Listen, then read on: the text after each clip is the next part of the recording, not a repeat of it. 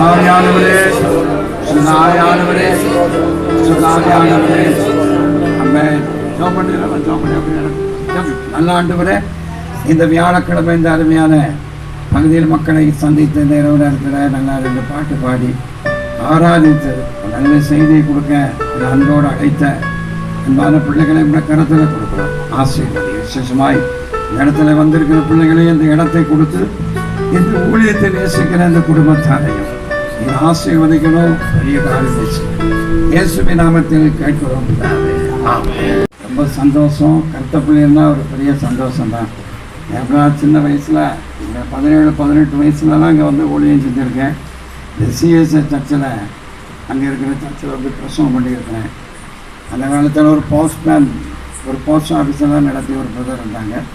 அவங்க வீட்டில் தங்கியிருந்து எங்கே ஊழியம் செய்திருக்கிறேன். அந்த சர்ச்சு வளாகத்தில் திரளான மக்கள் இப்போ சிஎஸ்ஐயில் இருந்தேன். இங்கே இருக்கிற சிஎஸ்ஐ சர்ச்சில் வந்து பிரசவம் பண்ணியிருக்கிறேன். அந்த நாட்களில் இந்த ஊர் மக்கள் என்னை ரொம்ப நேசித்து எனக்கு எல்லாம் சாப்பாடு கொடுத்து இளநீ கொடுத்து தோப்பு துறவெல்லாம் அப்போ செழிப்பாக இருக்கும். இல்லையா சொல்லுங்கள். ரொம்ப நேசிப்பாங்க. ரொம்ப ஒரு பெரிய வெகுமதியோடு என்னை ஊருக்கு அனுப்புவார்கள். அதை ஒரு காலம் மறக்கவே முடியாது. ரொம்ப நினைப்பேன். ஊர் மக்களை நினைக்கிறது ரொம்ப இது. இன்றைக்கி இங்கே உங்களெல்லாம் பார்க்குறதுக்கு கத்த நல்ல கிருபை கத்த கொடுத்தார். அடிமை கத்த இந்த இடத்துல கொண்டு வந்தார். அதை நினைத்து நான் கத்தரை துதிக்கிறேன். உங்களையும் கத்த இந்த இடத்துக்கு கொண்டு வந்திருக்கிறேன். பெரிய ஒரு விஷயம். ஊழியமெல்லாம் கிடையாது. நிறைய கன்வென்ஷன் நிறைய போவேன். எல்லா இடத்துக்கும் போயிருக்கிறேன். தமிழ்நாட்டில், வெளிநாட்டுக்கு நீ ஸ்ரீலங்கா போயிருந்தேன். நிறைய வெளிநாட்டில் கூப்பிட்டாங்க. எங்களுக்கு இங்கிலீஷ் நாலேஜ் கிடையாது. அதனால் போகிறதுக்கு யோசிச்சுட்டு இருந்தேன். ஸ்ரீலங்காவில் எனக்கு ஒரு மீட்டிங் ஏற்பாடு பண்ணியிருந்தாங்க. திரளான மக்கள் வந்தாங்க. பெரிய அற்புதங்கள் நடந்தது. 48 வருஷம் நடக்க முடியாத ஒரு அம்மா பேய் பிடிச்சி 145 கிலோமீட்டர் தூரத்துலேருந்து கூட்டி கொண்டு வந்து ஒரு சேரில் உட்காந்துருந்தாங்க. ஸ்டேஜை விட்டு இறங்கி ஜோம் பண்ணும்போது அவன் தலையில் கழிச்சு ஓடுன்னா எழுப்பி ஓடிட்டான். 48 வருஷம் நடக்க முடியாத ஓடிட்டான். திரும்ப வாழ்ந்து ஓடியது. சரியான கூட்டம். அதுக்கு பிறகு வெளிநாட்டில் நிறைய மீட்டிங் உட்காந்துச்சு. அதுக்குள்ளே இந்த கொரோனா வந்து போக விடாமல் தடையாக போச்சு. அதனால் கத்தரில் நல்லா அங்கெல்லாம் எடுத்து நல்லா பயன்படுத்தி வருகிறேன். குஜராத்து, பாம்பே அங்கெல்லாம் நிறைய இடத்துல போய் பேசியிருக்கிறேன். இப்போ அந்த கொரோனா இருக்கிறனால இந்த கன்வென்ஷன்லாம் கிடையாது. வீட்டில் தான் சும்மா இருந்து பொங்கி சாப்பிட்டுட்டு நல்லா சுற்றுது தலைவலிக்குன்னு படுத்து கிடக்கும். இப்போ யாரும் கூப்பிட்டாங்கன்னா உடனே ஓடிடுறது. இல்லையா சொல்கிறேன். அதனால் கல்யாணங்கள் தான் நிறைய நடத்திக்கிட்டு இருக்கிறேன். அடுத்த வாரத்துலலாம் 2 கல்யாணம். கன்னியாகுமரியில் ஒரு கல்யாணம், இடைகள் துப்பாக்குடியில் ஒரு கல்யாணம், மெட்ராஸில் ஒரு கல்யாணம், தூத்துக்குடியில் இப்போ அப்படி ஒரு ஊழியம் நடத்திக்கிட்டு இருக்கிறேன். இங்கே கூப்பிட்டாங்க. ரொம்ப சந்தோஷம். இங்கே வந்து உங்களோடு காணப்படவும் நல்ல சந்தோஷமாக ஒரு தேவதூனை போல தகப்பனை போல அழைத்தீர்கள். உங்களுக்கு எனது நல்ல வாழ்த்துக்கள், பாராட்டுகள். கத்தரை ஆசீர்வதிப்பார்.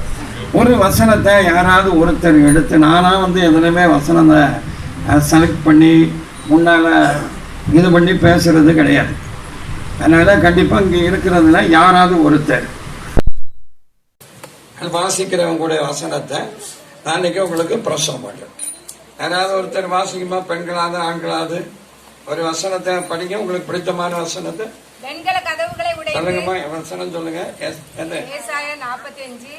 ஏசாயா தீர்க்கதரிசன புத்தகத்தை எடுத்துக்கிடுங்க. அந்த சிஸ்டர் நல்ல ஒரு வசனத்தை அவர்கள் எடுத்திருக்கிறாங்க.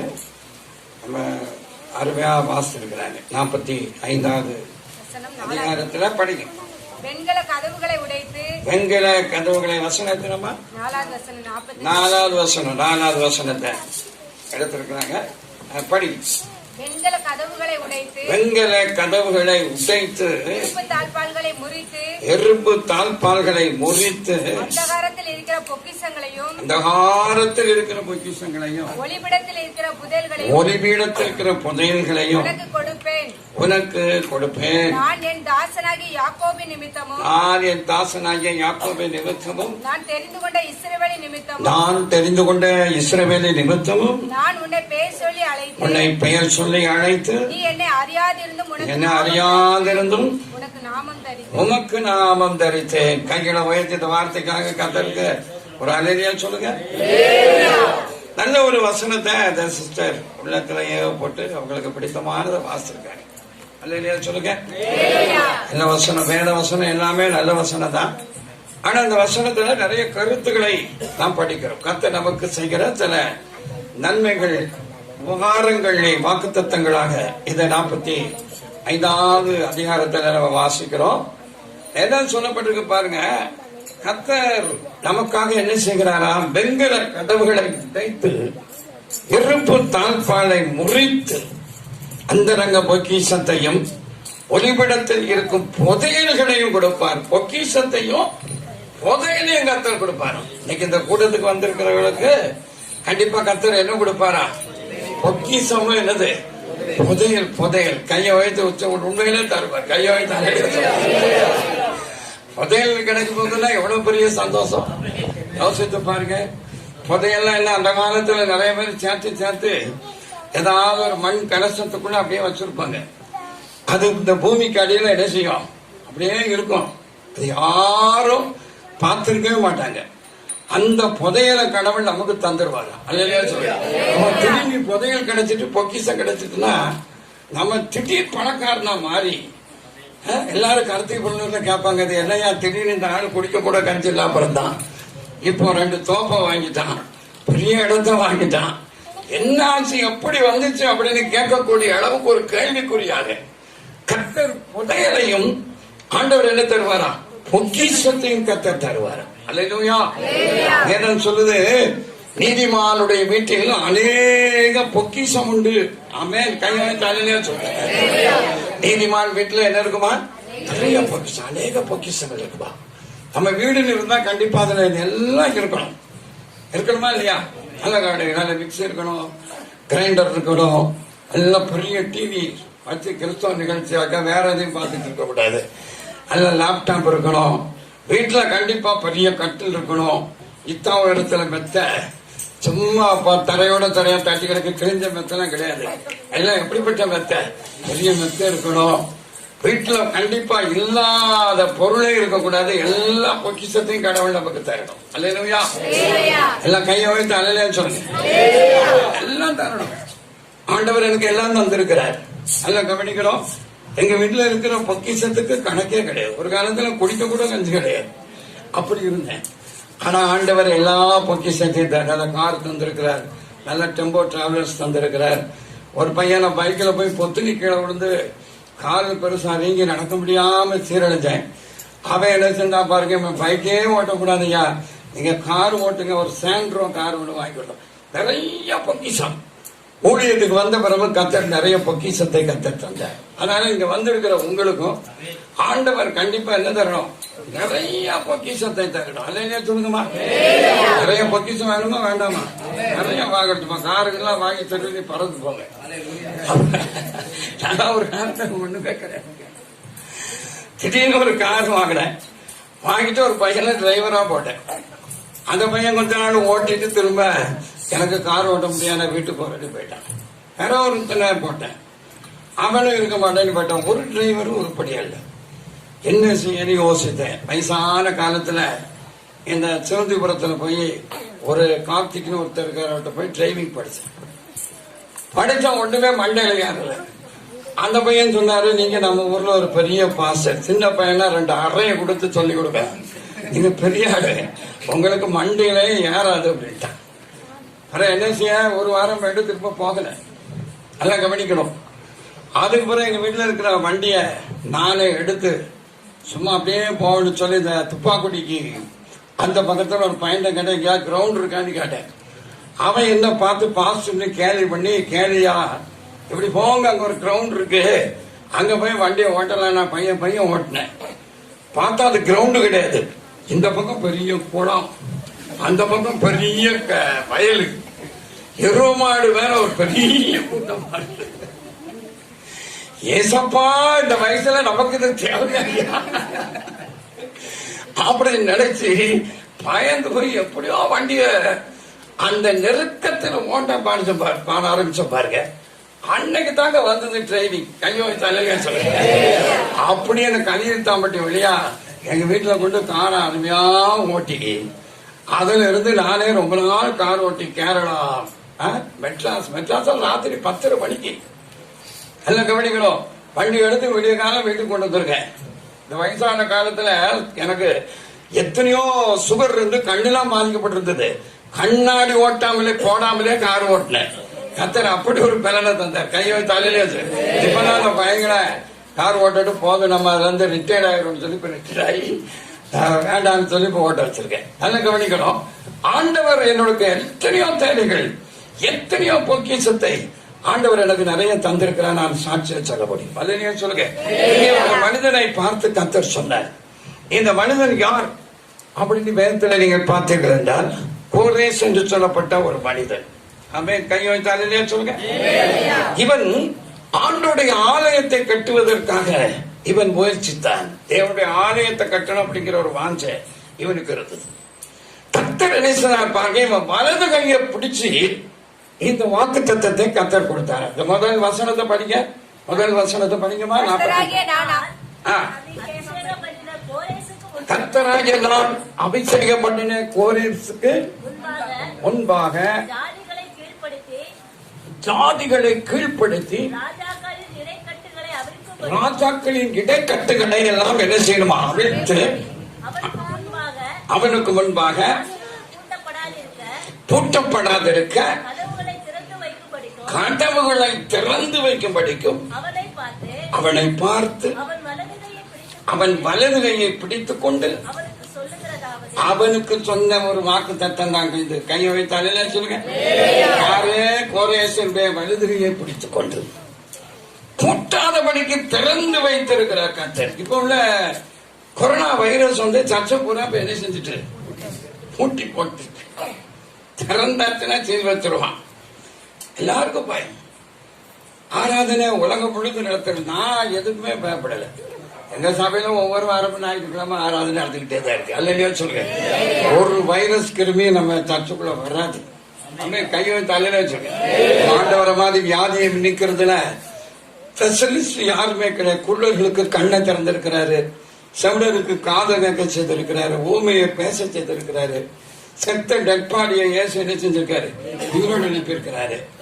12 வருஷம் பெருமாடு உள்ள சரி வஸ்திரத்தை தான் போய் தான் தொட்டான். அவனுக்குள்ள இருந்த அந்த உதிரப்போக்கு நின்று போய்விட்டது. 38 வருஷம் வியாதியா இருந்தவன் படுக்கையை தூக்கிட்டு நடந்திருக்கான். இயேசு இருக்கிற இடத்துல கண்டிப்பா வியாதி என்ன செய்யாது, வராது. கையை வைத்து அண்ணனே சொல்றேன். கூட்டங்களுக்கு வந்தா வியாதி வராதுங்க, பயப்படாதீங்க. ஆனா அந்த பாழா போன கவர்மெண்ட்டுக்கு அது தெரியாது. கதவை போட்டு எல்லாத்தையும் பூட்டுன்னு சொல்லி போட்டுட்டான். ஆனா கோரேசு முன்பதாக ஒன்றும் பூட்டாத படிக்க அது என்ன செய்யப்பட்டிருக்கலாம், திறக்கப்பட்டிருக்கிறது. கையை வைத்தாலே சொல்லுங்க. திறந்த வாசனை கர்த்தர் கோரேசுக்கு வைத்திருக்கிறார். ஆகவே இன்றைக்கு இந்த கூட்டத்துக்கு வந்திருக்கிற உங்களுக்கு நிச்சயமா கர்த்தர் என்ன வைத்திருக்கிறார், வழியை திறந்து வச்சிருக்கிறார். கையை வைத்தாலே சொல்லுங்க. ஒரு பாட்டு படித்தாங்க இந்த பிரதர், எனக்கு ரொம்ப அந்த பாட்டு ரொம்ப இஷ்டம். ஆண்டவர் என்ன செய்திருக்காரு, சமுத்திர சமுத்திரத்துல அவர் வழி திறந்திருக்கிறார். அல்லையா சொல்லுங்க. அவருடைய வல்லமைகள் குறைந்து போகவே இல்லை. அற்புதங்கள் இன்றைக்கு நடக்குது பைபிள் சொல்லுது. அன்பானவர்களே, அதனால கண்டிப்பா கர்த்தர் நமக்கு வழி திறக்கிறவராய் காணப்படுகிறார். அதனால இவனுக்கு ஒன்றுமே பூட்டப்படவில்லை. எல்லாம் கர்த்தர் என்ன செய்திருக்கிறார், திறந்து வைத்திருக்கிறார். இவனுடைய வலது கையை பிடித்துக் கொண்டு கர்த்தர் இந்த வாக்கு தத்தத்தை கர்த்தர் அவளுக்கு கொடுத்தார். அல்லையா சொல்லுங்க. வலது கையை பிடிச்சு இன்னைக்கு வலது கையை பிடிச்சு இன்னைக்கு நம்மளும் நிறைய வாக்கு தத்தம்லாம் குடிக்க. அந்த கல்யாணம் நடக்கும் போது பாத்தீங்கன்னா இந்த மாப்பிள்ளை பொண்ணு சர்ச்சில் முன்னாடி உட்கார வச்சு நல்லா 2-3 பாட்டு எல்லாம் பாடி அப்படியே உங்களை எதிர்சுவாங்க. அந்த பொண்ணை அந்த மாப்பிள்ளைக்கு கொடுக்கும் போது அந்த பாஸ்டர் கேட்பாரு, இந்த பெண்ணை இந்த புருஷனுக்கு விவாக மனைவியா கொடுப்பது யார் அப்படின்னு அப்பா ஓடி வருவார். பொண்ணை பார்த்தா அப்பா இதான் நல்ல சமயம் பிடிச்சி கையை கொடுத்து கையை ஓச்சிரும் விரட்டிடும் அப்படின்னு சொல்லி எங்கிட்ட ஓட்டமா ஓடி வந்து உடனே இந்த பிள்ளையுடைய வலது கையை பிடிச்சி இந்த மாப்பிள்ளையுடைய வலது கையில அப்படியே கொடுத்துட்டு போயிடுவார். அல்லையா சொல்லுங்கம்மா. அல்லங்க கல்லை கையை வைத்து அல்லையா சொல்லுங்க. சில இடத்துல அது கூட இல்லை. நான் மெட்ராஸ்ல செங்கேன் மாவட்டத்தில் ஒரு கல்யாணத்துக்கு போயிருக்கேன். இந்த பெண்ணுக்கு இந்த மாப்பிள்ளை இந்த மாப்பிள்ளைக்கு இந்த பெண்ணை விவாக மனைவியா கொடுக்கறது யார் அப்படின்னு கேட்டா மாப்பிள்ளையோட அப்பாவை காணும். அப்பா அப்பா அப்பான்னு தேடுதாங்க, அப்பாவை கடைசியில் என்ன அப்பா எங்க போனான்னு கேட்டா அவர் தண்ணி அடிச்சுட்டு அங்க ஒரு சாக்கடைக்குள்ள பன்றி மேல படுத்து கிடக்கிறாரு. நானும் 2-3 பாட்டு படிச்சு அவரை குளிப்பாட்டி கொண்டுட்டு வாங்க ஐயா.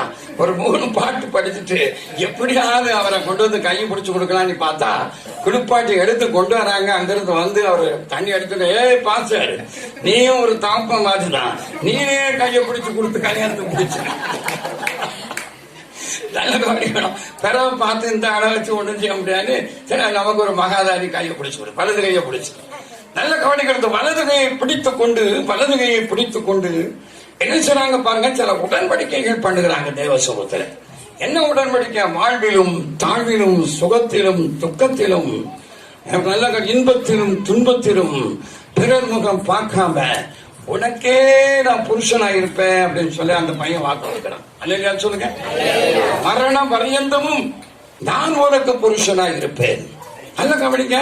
அப்ப இந்த வடலையை பிடிச்ச இந்த வாக்கு தத்தத்தை கொடுத்து விட்டால், இந்த உடன்படிக்கை பண்ணிவிட்டால், கண்டிப்பா அந்த பெண்ணை சாகிற வரைக்கும் என்னதான் வந்தாலும் கைவிடாமல் காப்பது தான் அந்த புருஷனுடைய கடமையா இருக்குது. அல்லையா சொல்லுங்க. சச்சின வாக்கு தத்தம் பண்ணிட்டு திரும்ப ஒரு 10 நாள் அடிச்சு உங்க வீட்டுல வரதட்சணை கொஞ்சம் குறைய கொடுத்துட்டாங்க, நான் தாரண்டு தரல, உங்க அப்பங்கிட்ட போய் வாங்கிட்டு வான்னு சொல்லி அடிச்சு கொடுத்துட்டு அதெல்லாம் கவனிக்கணும். கும்பிடுறதே கிடையாது. அதனால பாருங்க, அப்படியெல்லாம் இருக்கவே கூடாது. கண்டிப்பா நீங்க செய்திருக்கிற அந்த வலதுகையை பிடித்து ஒரு பெண்ணோட குடும்பமா இருக்கிறவர்கள் செய்திருக்கிற அந்த உடன்படிக்கையை நீங்க என்ன செய்யணும், நினைச்சு பார்க்கணும். எந்த காலத்தை கொண்டு உங்க மனைவி உங்க வீட்டை விட்டு அடிச்சு உங்க அப்பா வீட்டுக்கு போ, உங்க அம்மா வீட்டுக்கு போன்னு சொன்னா நீ தேவ சமூகத்தில் செய்த உடன்படிக்கையை நீ காப்பாற்றவில்லை. அல்லையா சொல்லுங்க. மனைவி என்பவள் உடன்படிக்கையின் மனைவி. மல்கியா தீர்க்கதரிசி சொல்றாரு, உன் உடன்படிக்கையின் மனைவிக்கு நீ துரோகம் செய்யக்கூடாது என்று சொல்ல. அதை கவனிங்க. வலதுகை. அதுபோல அந்த பிள்ளையும் வலதுகையை பிடிச்சுக்கிட்டு அந்த புருஷன்கிட்ட வாக்கு கொடுக்கிறார்.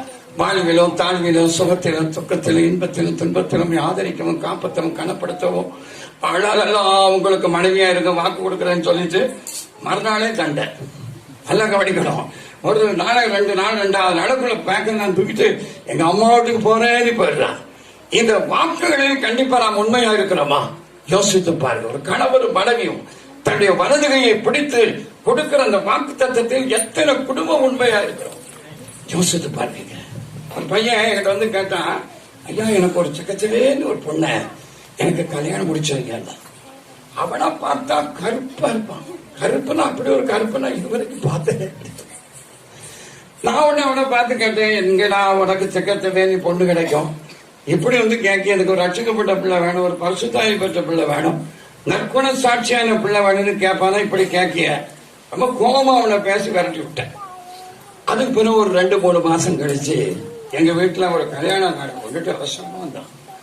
ஐயா எனக்கு கல்யாணம் அப்படின்ட்டு என்னை பார்த்து சிரிச்சுக்கிட்டே சொன்னா, எனக்கு சிவத்த பொண்ணு கிடைக்காதுன்னு சொன்னீங்க. கர்த்தர் எனக்கு ஒரு அருமையான ஒரு பெண்ணை எனக்கு தந்திருக்கார். ஒன்னு எப்படி அவளுக்கு பிடிச்சிருக்குன்னு சினிமாக்காரன் பாடியிருக்கான், கருப்பு தான் எனக்கு பிடிச்ச கலர். அந்த பாட்டின் அடிப்படையில் அவளுக்கு எனக்கு கிடைச்சிருக்கு அப்படின்ட்டு. கண்டிப்பா நீங்க அந்த காட்சியை பார்க்க வேண்டும். ஏன்னா உங்க வீட்டுல வச்சு சத்தம் போட்டு திட்டி விரட்டுன்னு நீங்க கண்டிப்பா என்னுடைய கல்யாணத்துக்கு வந்தே தீர வேண்டும். சரி, இந்த பையன் கேட்கிறானே, நம்ம போவோம் அந்த கல்யாண வீட்டுக்கு. ஒரு பரிசும் வாங்கிட்டு அந்த கல்யாண வீட்டுல கலந்து கொள்வதற்காக அந்த கல்யாண மண்டபத்துல போய் பாக்குறேன். பின்னால உட்காந்துருக்கேன். அழகான பொண்ணு. எனக்கே ஆச்சரியமா போச்சு. பையனை திட்டமே அப்படின்னு ஒரு வருத்தம் தான். பின்னால உட்காந்து பார்த்துக்கிட்டே இருக்கிறேன். கூட்டமா போய் எல்லாம் பரிசுகள்லாம் கொடுக்காங்க, பணங்கள்லாம் கொடுக்குறாங்க. இந்த கூட்டம் ஓஞ்ச பிறகு நம்ம போவோம் அப்படின்னு சொல்லி கூட்டம் எல்லாம் ஓஞ்சி போனேன். போன உடனே இந்த பையன் என்ன செஞ்சான் தெரியுமா, அந்த பொண்ணை பார்த்து சொன்னா, இது ஒரு பாஸ்டர், எனக்கு ஒரு நல்ல ஒரு கலரா ஒரு பொண்ணு பாருங்க. என்ன கேள்வி கேட்டார் தெரியுமா, இன்னைக்கு இவர் வெக்கப்பட்டு போகும்படிக்கு கடவுள் உன்னை எனக்கு தந்திருக்கிறார், ஒரு தோத்திரம் போடு அப்படின்னு பாருங்க. இது பாருங்க, எப்பா இப்படி கேட்டுட்டாலே அப்படின்னு சொல்லி தோத்திரம் போட்டு, நானும் ஒரு தோத்திரம் போட்டு 2 பேருக்கும் தலையில கை வச்சு, கட்டாவே இவன் கேட்டபடி ஒரு பொண்ணை நீர் கொடுத்து அதற்காக உங்க தோத்திரம் அப்படின்னு சொல்லி ஜோம் பண்ணிட்டு ரொம்ப கஷ்டமா இருந்துச்சு. இனிமேல் நம்ம யாரையும் பார்த்து இப்படி எல்லாம் நினைச்சக்கூடாது, திட்டவே கூடாது அப்படி நினைச்சிட்டு சாப்பிட்டுட்டு திரும்ப போய் அவன்கிட்ட போய் மன்னிப்பு கேட்டேன். தம்பி மன்னிச்சுக்கப்பா, தெரியாம அன்னைக்கு பேசிட்டேன், பழி வாங்கிட்டேடா, அதான் அந்த கூட்டத்துல வரவே இல்லை, கூட்டம் எல்லாம் போன பிறகு அப்படின்னு மாட்டேன். ஒரு மாசம் கூட ஆகலைங்க. நான் அந்த பைக்கில் ஒரு வீட்டுக்கு ஜோம் பண்றதுக்காக போறேன். இந்த பையன் அந்த ஒரு பஸ் ஸ்டாப் இருக்கு பாருங்க, அந்த திண்டுல அப்படியே இப்படி தலையில இப்படி கை வச்சுட்டு சாஞ்சி உட்கார்ந்து இருக்கிறான். நான் தியாகராஜ நகர்ல ஒரு வீட்டுல போய் ஜோம் பண்ணிட்டு இன்னொரு வீட்டுல போய் ஜோம் பண்ணிட்டு திரும்ப பைக்ல வரேன். அதே பொசிஷன்ல இருக்கான், கொஞ்சம் கூட அசையல ஆடல. 2 மணி நேரமா இப்படி இருக்கிறானே, இருக்கானா செத்து போனானா அப்படின்னு சொல்லி இப்படித்தாங்க தோட்டேன் தம்பி அப்படின்னு அப்படின்னு சின்ன பிள்ளை மாதிரி அழுது இதை கட்டி பிடிச்சு கதறி அழுதுட்டு ஒரு வார்த்தை சொன்ன, உங்களை மாதிரி கல்யாணம் பண்ணாம இருந்தா நல்லா ஏப்பா அப்படின்னு சொல்றேன் அப்படின்னு. இந்த பொண்ணு கல்யாணம் முடிஞ்சு வந்த அன்னைக்கு இது என்ன பண்ணிச்சான், அன்னைக்கு மறுநாள் காலையில அவங்க அம்மா காஃபி போட்டு கொண்டு கொடுத்தாங்க. மருமகளுக்கும் மகனுக்கும் காஃபி கொண்டு கொடுத்தாங்க. இந்த பையன் கொண்டு எங்க அம்மா காஃபி போட்டிருக்காங்க குடிடி அப்படின்னு கொடுத்தானா. அப்படியே ஒரு மடக்கு குடிச்சிட்டு சொன்னாடா, இதெல்லாம் ஒரு காப்பியா? நான் எங்க வீட்டுல எப்படி காப்பி போட்டு எங்க அம்மா தருவாங்க தெரியுமா? எனக்கு கொஞ்சமா என்கிட்ட வாங்கியிருக்கீங்க. நீங்க கிட்டத்தட்ட ஒரு 80,000 ரூபாய் ரொக்கம் வாங்கியிருக்கீங்க, 80 பவுன் நகை கேட்டு வாங்கியிருக்கீங்க. காப்பியா அப்படின்னு சொல்லி தூக்கி அப்படியே அவன் மோரையில எழுதிட்டான். நல்ல கவனிக்கணும், எனக்கு ரொம்ப கஷ்டமா போச்சு. இந்த கைய பிடிச்சு பண்ண உடன்படிக்கை அந்த பிள்ளை என்ன செஞ்சுட்டான், மறந்தே போய்விட்டான், தூக்கி அறிஞ்சிட்டான். அடுத்த நாள் நல்ல கவனிக்கணும், அடுத்த நாள் அதே மாதிரி ரொம்ப பேச எப்பவும் திட்டுவானா, அந்த பையனை திட்டுவானா, மாமியார திட்டுவானா, அந்த வீட்டுல இருக்கிற அவ்வளவு பேரையும் பயங்கரமா திட்டுவான். திட்டவனுக்கு ரொம்ப கோபமாயிட்டான். அப்ப சொன்னானா, இப்படி ஒரு பொண்ணை போய் வாங்கி தொலைச்சிட்டேன். இன்னைக்கே சொன்னார், ரட்சிக்கப்பட்ட பிள்ளைய பாரு, அபிஷேகம் பண்ணப்பட்ட பிள்ளைய பாருன்னு சொன்ன. ஆளை பார்த்தா அழகு மாதிரி இருக்கு, குணத்தை பார்த்தா இளவு மாதிரி இருக்கடி அப்படின்னு சொல்லிட்டு உன்னை சாத்திரன்னு சொல்லி 8 தாங்க பிடிச்சாலாம். கராத்தை படிச்ச பிள்ளையா எடுத்திருக்கலாம், சட்டுன்னு கராத்தையில அதை வாங்கிட்டு தான் பையன். ஏப்பா அப்படி இருக்கேன், கவலைப்படாதப்பா அப்படின்னு என் பைக்ல கூட்டிட்டு போய் அங்க போய் பார்த்தா அவ வீட்டுல இப்ப எல்லாத்தையும் அள்ளிக்கிட்டு அம்மா வீட்டுக்கு போயிட்டான். உடன்படிக்கை இன்னைக்கு நிறைய பிள்ளைகள் மறந்து கணவரை விட்டு தன்னுடைய வீட்டை பார்த்து ஓடி வந்துடும், அம்மா வீட்டுக்கு அப்பா வீட்டுக்கு. அதெல்லாம் இருக்கக்கூடாதுங்க. அப்படி யாராவது சண்டை கிட்ட போட்டு புருஷன்கிட்ட சண்டை போட்டு அம்மா வீட்டுக்கு வந்தவங்க யாராவது உள்ள இருந்தீங்கன்னா நாளைக்கு பையன் தூக்கிட்டு என்ன செய்ய, வீட்டுக்கு போயிரு, கையை வைத்தாலே சொல்லுங்க, கேஸ் போட்டிருந்தானே இல்ல வாபஸ் பண்ணிடு. சர்ச்சில் நீ ஒரு உடன்படிக்கை பண்ணிட்டு திரும்ப அந்த உடன்படிக்கை மீறுவது எவ்வளவு பெரிய தப்பு அல்லையா சொல்லுங்க. ஒரு கணவனும் மனைவியும் தன்னுடைய வலது கையை பிடித்து உடன்படிக்கை பண்ணுவது போல நமது ஆண்டவராக இருக்கிற தேவன் நம்முடைய கையை பிடித்து உடன்படிக்கை பண்ணி இருக்கிறார். கையை வைத்து அல்ல நல்ல கவனிக்கணும், கையை வச்சு சத்தம் அல்ல, அவர் தம்முடைய ரத்தத்தையே சிந்தி நமக்காக என்ன செய்திருக்கிறார், உடன்படிக்கை பண்ணி இருக்கிறார். கம்யூனியன் சர்வீஸ்ல அந்த ரத்தத்தின் அடையாளமா திராட்சரசத்தை நமக்கு பாஸ்டர் கொடுக்கும் போது என்ன சொல்லி கொடுக்கிறான் தெரியுமா, இது இயேசு கிறிஸ்துடைய புது உடன்படிக்கை என்ற ரத்தத்தையே சிந்தி நமக்காக உடன்படிக்கை செய்திருக்கிறான் கர்த்தர். அல்லேலூயா சொல்லுங்க. வலது கையை பிடித்து இந்த மனிதனை பார்த்து கர்த்தர் சொன்னார். என்ன சொல்றார் பாருங்க, நிறைய விஷயங்கள் இருக்கிறது. என்ன சொல்லி இருக்கிறார் என்று சொல்லி பார்த்தார். அதாவது கர்த்தர் வெண்கல கதவுகளை கர்த்தர் என்ன செய்திருக்கிறார், உடைத்திருக்கிறார். இருப்பு தாழ்பாலை கர்த்தர் என்ன செய்திருக்கிறார், முறித்து இருக்கிறாருங்க. முறித்து அதற்குள்ள இருக்கிற பொக்கிஷத்தையும் புதையலையும் ஆண்டவர் நமக்கு தருவேன் என்று கர்த்தர் சொல்லி இருக்கிறார். அல்லேலூயா. அதனால கண்டிப்பா நல்ல அபிஷேகம் பண்ணப்பட்ட பிள்ளைகளாக இருக்க வேண்டும். கோரேஸ் அபிஷேகம் பண்ணப்பட்டவன். கோரேசுடைய வாழ்க்கையில் தேவனுடைய ஆலயத்தை குறித்த ஒரு வாஞ்சை, ஆலயத்தை கட்ட வேண்டும் என்று ஒரு வாஞ்சை அவனுக்குள்ளே காணப்பட்டது. நல்ல கவனிக்க, நமக்கும் கண்டிப்பா சர்ச்சை குறித்து ஒரு வாஞ்சை, ஆலயத்தை பற்றி ஒரு வாஞ்சை இருக்கும். நீங்க எந்த ஆவிக்குரிய சபைக்கு போறீங்களோ அந்த சபை கட்டப்பட வேண்டும். அல்லைங்க சொல்லுங்க. சர்ச்சை கட்டுறதுக்கு நீங்க முயற்சி பண்ணணும். சர்ச்சையில ஏதாவது ஒரு வேலைகள் பழுது பார்க்க வேண்டும். சர்ச்சைக்கு ஏதாவது பொருட்கள் தேவை என்றால் கண்டிப்பா அதெல்லாம் முதல்ல அதை வாங்கி கொண்டு கொடுக்கணும். 10 டியூப்லைட் வாங்கி கொடுங்க. சபையில உட்கார்றதுக்கு சேர் இல்லையா, ஒரு 10 சேர், நல்ல சேரா, ஓட்ட சேர் எல்லாம் வாங்கி கொடுக்க கூடாது. நல்ல சேர ஸ்ட்ராங்கா உட்கார்ந்தா உடைய கூடாது, அப்படி சேர வாங்கி கொடுக்க. நான் ஒரு சர்ச்சில் போய் பிரசவம் பண்ண போயிருக்கேன்.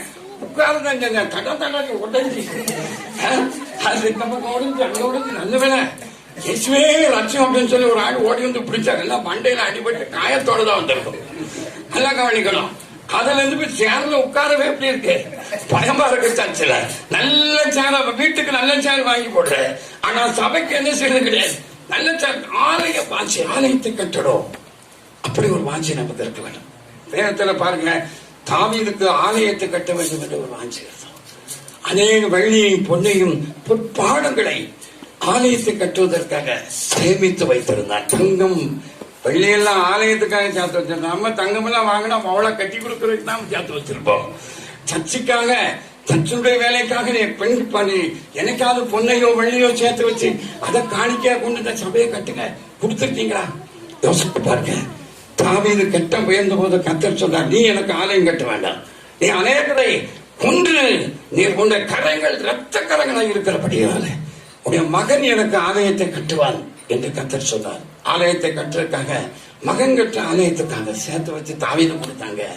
கர்த்தர் அவனுக்கு ஒரு பெரிய வீட்டை கட்டி கொடுத்தார். ஐயோ தள்ள சொல்லு, சர்ச்சைக்கு ஒரு உதவி செஞ்சா, நீ போற சபைக்கு ஏதாவது ஒரு ஹெல்ப் பண்ணா, கண்டிப்பா கர்த்தர் வீட்டுக்கு வேண்டியதெல்லாம் கர்த்தர் கொடுப்பார். வீட்டையே கட்டி தருவார். ஐயோ தள்ளலே சொல்லுங்கம்மா.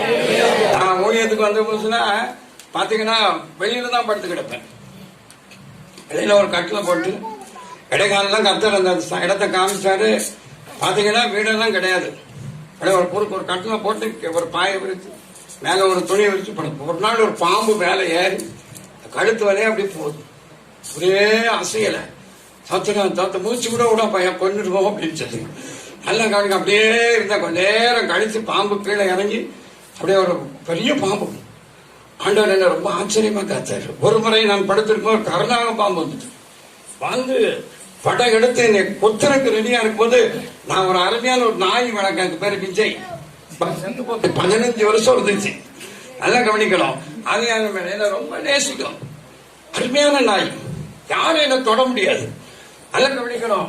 கன்வென்ஷன் போயிட்டா அமைதியா நான் அவங்க கொடுக்கறத சாப்பிடும். கன்வென்ஷன் முடிச்சு வந்தோடனே நான் இருக்கிற இடத்துக்கு மாடியில் வந்துடும். அதுக்கு பிறகு அந்த சோறு போடுறவெல்லாம் விஜய் அப்படின்னா கொர்றன்னு உருமோம். சொன்னா ஐயா வந்தோட உனக்கு திமிர் ரொம்ப அதிகமா பச்சோம். போன பிறகு சாப்பாடு போடுறது நாங்க. அந்த அளவுக்கு என்ன ரொம்ப நேசிக்கிற ஒரு டாக்டர். அது என்ன செஞ்சு பாருங்க, இந்த பாம்பு வந்தோடனே அது ஒரு பெரிய சத்தம் போட்டு காலையில 1 மணிக்குங்க சத்தம் போட்டுச்சு. சத்தம் போட்டு என்ன சத்தம் போடுறது பக்கமாக உள்ளவங்கள எந்திரிச்சு வந்து பார்த்தா பாம்பு. ஐயா, கட்டில் பக்கத்துல ஒரு பாம்பு. நான் பார்க்க பாம்புனாலே எனக்கு பெரிய பயமா இருக்கும். அது அப்படியே உயரமா வருது. அப்படியே நான் ஒரு திண்டுல ஏறி 2-3 பேர் வந்து அதை அடித்தாரு. நல்ல கவனிங்க, கர்த்தர் என்னை அதுல ரொம்ப ஆச்சரியமா காத்தாரு. நல்ல தங்குறதுலாம் இடம் கிடையாதுங்க. அப்படியே அந்த திறந்த வெளியிலே படுத்து. இப்போ எந்த குறைப்பு ஏசி தான் இருக்கு. என் ரூமை பாத்தீங்கன்னா பாரின் மெத்தட்ல. ஒரு காலத்துல அவ்வளவு கஷ்டப்பட்டு அங்கன படுத்து கிடந்து ஒரு வீடு கிடையாது. ஆனால் தேவனுடைய ஆலயத்தை மாத்திரம் முதல்ல கட்ட வேண்டும் என்று யோசி. நல்ல கார் கிடையாது. ஒரு கன்வென்ஷனுக்கு திருச்சிக்கு போயிருக்கேன். இந்த மாருதி 800 இருக்கு பாருங்க, ஒரு 25,000 ஒரு ஓட்டக்காரை வாங்கிட்டு அது போயிருக்கேன். அங்க போய் பிரசவம் பண்றேன். இந்த பாஸ்டர் பையன், பாஸ்டர் பளபளன்னு கார் வச்சிருக்காரு. பாஸ்டர் பையன் எனக்கு கார் ஓட்டுற பையனை பார்த்து ஓட்டக்காரில் வந்திருக்காரு, ஓட்ட மனுஷன், மொட்டை மனுஷன் அப்படின்னு திட்டினா. அந்த பையன் என்கிட்ட வந்து சொல்லி ரொம்ப வருத்தப்பட்டான். எனக்கு ரொம்ப கஷ்டமா இருந்துச்சு. ரொம்ப கஷ்டப்பட்ட போது அந்த பையன் சொன்னா, அவர் காரு கருணி வச்சிருக்காரு, சபையை பார்த்தா மாட்டுத்தோடு மாதிரி வச்சிருக்காரு. இன்னைக்கு நம்முடைய சர்ச்சு நல்ல அழகா அருமையா கட்டி இருக்கிறோம். கண்டிப்பா கர்த்தர் நமக்கு ஆலயத்தை கட்டினால ஆலயத்துக்கு உதவி செய்ய முடியாது. நல்ல வீட்டை தருவார், நல்ல காரை தருவார் என்று அந்த பையன் சொன்னான். நல்ல கவனிங்க. இப்ப கர்த்தர் எனக்கு நல்ல கார் தந்துருக்கிறார். கரவை தானே சொல்லுங்க. நல்ல அழகான வீடு, ஒரு வீடு 2 வீடா. நான் ஒரு வீட்டை எங்க அப்பா அவருடைய சம்பாத்தியத்தை எனக்கு வேண்டாவே வேண்டாம், இடமும் வேண்டாம், அவர் சம்பாத்தியம் வேண்டாம், அந்த சொத்துல பங்கு வேண்டாம் என்று அதை ஆண்டவருக்காக சுவிசேஷத்துக்காக விட்டேன். வேதத்தில் சொல்லப்பட்டிருக்கிறது, என் நிமித்தமும் சுவிசேஷத்தை நிமித்தமும் அம்மாவையாவது சகோதரையாவது சகோதரனையாவது நிலங்களையாவது மனைவியாவது விட்டவன் 100 அம்மா, 100 சகோதரி, 100 தம்பி அண்ணன், 100 வீடுகள். நான் கல்யாணம் முடிக்கல. என்னுடைய 17-18 வயசுல நான் ஜோம் பண்ணேன். ஆண்டவரே கல்யாணம் பண்ண. ஆண்டவர் சொன்ன, பூமியில நீ எந்த பொண்ணையும் விவாகம் பண்ண வேண்டாம், உனக்கு குமாரனும் குமாரத்துக்கு வேண்டாம், அதனால மாம்சத்தை அந்த உறவு வேண்டாம்னு சொன்னால மனைவி வேண்டாம் அப்படின்னு சொன்ன. அன்னைக்கு எடுத்த தீர்மானம் தான். இதுவரைக்கும் எந்த பெண்ணையும் மனைவி ஸ்தானத்துல நினைச்சு பார்த்ததே கிடையாது. திட்டமா உறுதியா சொல்ல முடியும். கையை தலையிலே சொல்லு, கல்யாணமே வேண்டாம், நீ ஆண்டவருக்கு அவங்களுக்கு. இப்ப எங்க வீட்டுல நான் தான் சமைப்பேன். காலையில சோறு பொங்க, குழம்பு வைக்க, எல்லாம் தூக்க, தொண்டைக்க, கக்கூசு கழுவ, எல்லா வேலையும் அழகா பாப்போம். எத்தனை பேர் வந்தாலும் சோறு பொங்கி போட்டு கூட்டங்கள் ஜபங்கள் எல்லாம் நடத்தி விடும். அதனால கல்யாணம் வேண்டான்னு விட்டாச்சுன்னா சாகுறவர். இயேசு கிறிஸ்து 33 வருஷம் இந்த உலகத்துல வாழ்ந்தார். எந்த பெண்ணையும் கல்யாணம் பண்ணவில்லை. அன்னகராய் இந்த பூமியில ஊழியது. அன்னகர் என்ற ஒரு ஊழியம் இருக்கிறது. மனுஷனால் அன்னகர் ஆக்கப்பட்டவர்கள் உண்டு, பரலோக ராஜ்யத்தை நிமித்தம் அன்னகரானவர்களும் உண்டு, தங்களைத்தானே அன்னகர் ஆக்கி கொண்டவர்கள் உண்டு. பரம் பெற்றவர்கள் தானே அறிவார்னு சொல்லியிருக்கு. அதனால கல்யாணம் பண்ணாம இருந்தா திரும்ப பண்ணக்கூடாது. திரும்ப ஒரு 100 மனைவி கிடைப்பேன்னு நினைக்கிறது. வீடு 100 கிடைக்கலாம், சகோதரி 100 கிடைக்கலாம், சகோதரர் 100 கிடைக்கலாம். அதனால வீடு எல்லாம் வேண்டான்னு விட்டனால ஆண்டவர் எனக்கு நிறைய இடத்தை தந்திருக்கிறார். அல்லதே சொல்லுங்க.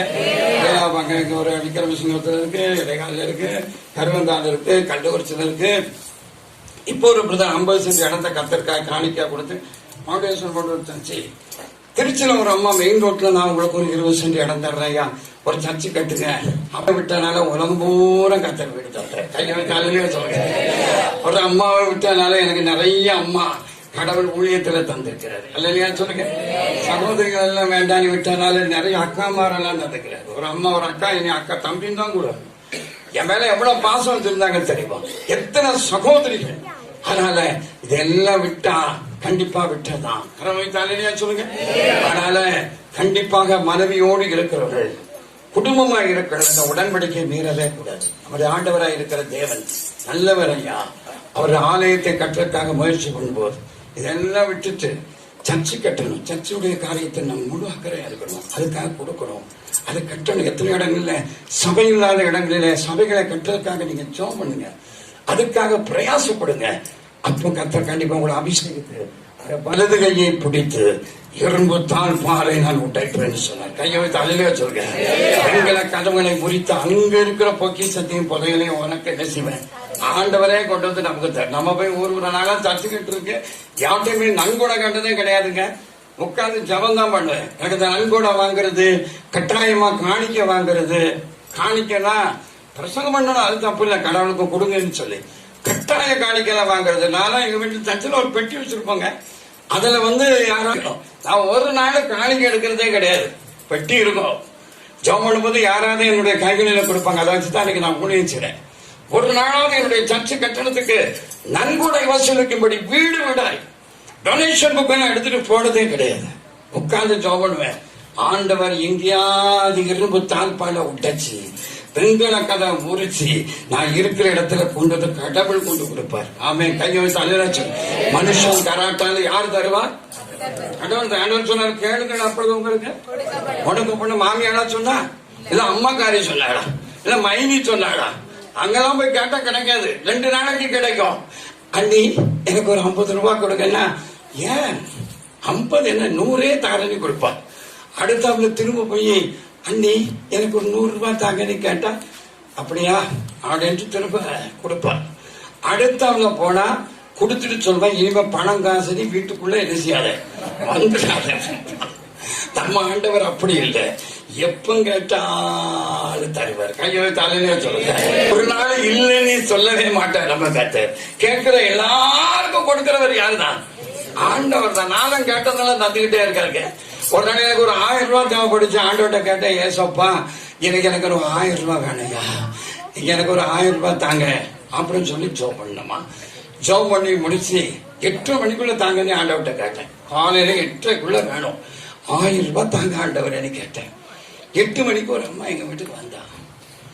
அவ வந்தா நான் உயிரை எடுத்துருவா. ரொம்ப நேரம் உட்கார்ந்து பேசி ஊர் கதையை பேசுவா, புருஷனை பத்தி ஏசுவா, மருமகளை திட்டுவா. அவட்ட கதை கேட்கவே முடியாது. 8:30க்குள்ள கத்தாவே 1000 ரூபாய் தாங்கன்னா எந்த அம்மாலாம் வந்திருக்காங்க. ஒரு காப்பியை போட்டு அவளுக்கு சொன்னேன், அம்மா நான் 8:30க்கு வெளியில போனோம், இதை குடிச்சுட்டு ஓடிடுமா, இன்னைக்கு உன்கிட்ட பேச முடியாதுன்னு. உடனே இல்ல பாச, நானும் ரொம்ப அவசரம் பாப்பான ஒரு விஷயமா வந்தேன். என்ன விஷயமா இருந்தோ அந்த விஷயத்த டக்குன்னு சொல்லிட்டு ஓடி இருந்தேன். சுருக்கு போய் வச்சிருந்தான். எடுத்து ஒரு 5 ரூபாய் தருவா, 10 ரூபாய் தந்து நம்ம உயிரை 2 மணி நேரம் வாங்கிட்டு போடுவா. துருக்கு பை கூட நீ விரிக்க வேண்டாமா, நீ போயிருமா அப்படின்னு. இல்லை, முக்கியமா இன்றைக்கு நம்மளுக்கு கொடுத்தே தீரணும் அப்படின்னா. அப்ப கொடுக்கறத கொடுத்துட்டு ஓடி எதுவும் பேசாத என்ன. உடனே சொன்னா, ஐயா எங்க மாடு குட்டி போட்டு இருந்துச்சுயா, கண்ணுக்குட்டி. அதனால முதல் குட்டியை கத்தருக்கு காணிக்க கொடுக்கணும்னு எனக்கு ஆசை. அந்த மாட்டு கண்ணு குட்டியை கொண்டு உங்ககிட்ட கொடுத்தா பிறகு நீங்க ஊழியம் செய்ய மாட்டீங்க, பிறகு மாடுதான் வேணும். அதனால கண்டிப்பா அது வித்து பணமா கொடுத்துருவோம்னு என் மனசுல பட்டுச்சு. அதனால நான் 1000 ரூபாய் கொண்டு வந்திருக்கேன். 10 ரூபா கொடுக்க 5 ரூபா கொடுக்கவே எவ்வளவு கொண்டு வந்திருக்கா? கண்ணு குட்டி வித்து 1000 ரூபாய் கொண்டு வந்திருக்கா. உட்காரமா இன்னொரு தமிழர் காப்பி போட்டாங்க. போட்ட கொடுத்து கரெக்டா 8:30 மணிக்கு 1000 ரூபாய் 5 ரூபா கொடுக்கிற கேஸ் 1000 ரூபாய் கொடுக்கறத மாத்தி கத்தர் கொடுத்தார். ஆண்டவர் பாருங்க, தேவை 2வது நாள், அடுத்த நாள் ஒரு 1000 ரூபாய் தேவைங்க. அடுத்த நாள் 1000 ரூபாய் தேவை. நான் உடனே ஆண்டவர்கிட்ட நேற்று நீ கொடுத்த பாதி இன்னைக்கும் கண்டிப்பா நீங்க எங்க வீட்டுக்கு அவங்க நான் தேடி போறது இல்லை, நீங்க தான் கண்டிப்பா கத்தாவே நீங்க தாங்க அப்படின்னு சொல்லி ஜோம் பண்ணேன். ஜோம் பண்ண உடனே எனக்கு வேலை பார்த்தேன். எங்க வீடு கட்டி கொடுத்த ஒரு ரத்னாகரன் ஒருத்தர் இறந்து போனாரு. அவர் சாக கணக்கு மாதிரி ஜோம் பண்ணேன். சோமான பிறகு அவர் தான் வந்து எனக்கு ஒரு வீடு கிஃப்டா கட்டி கொடுத்தாரு. எல்லாம் கவனிக்கணும். அவர் வந்தாரு. வந்து ஐயா உங்களை பார்க்க வந்திருக்கிறேன் அப்படின்னாரு. வாங்க ஐயா உட்காருங்க சொன்னார். நான் ஒரு 500 ரூபாய் உங்களுக்கு காணிக்க கொடுக்குறான்னு சொல்லி வந்திருக்கிறேன். நம்ம 1000 கேட்டோம், இவர் என்ன 500 கேட்டு அப்படின்னு யோசிச்ச. அடுத்து சொன்னாரு, நான் வரும்போது என் தங்கச்சி அண்ணன் எங்க போறீங்கன்னு கேட்டா, ஐயாவை பார்க்க போறேன். உடனே நான் ஒரு 500 ரூபாய் தரேன், நீங்க அதை கொண்டு கொடுங்க. அந்த 500 இந்த 500 1000 இருக்குனாரு. உடனே அவரை டக்குனி உட்காருங்கன்னு சொல்லி ஒரு பாக்கையை போட்டு கொடுத்து கவனிக்கணும். ஆண்டவர் பாருங்க எப்படி அதிசயத்தை செய்யணும். அடுத்த 3வது நாள் ஒரு 1000. இப்படி நம்ம ஒரு வீட்டுல போய் 1000 கேட்ட தர விளக்கு மாதிரி பிஞ்சு போய் ஓட்டி 3வது நாள் ஒரு 1000 ரூபாய் காணிக்கா அப்படின்னு சொல்லிட்டேன். மில்லுல இருந்து ஒரு போன் வந்துச்சு.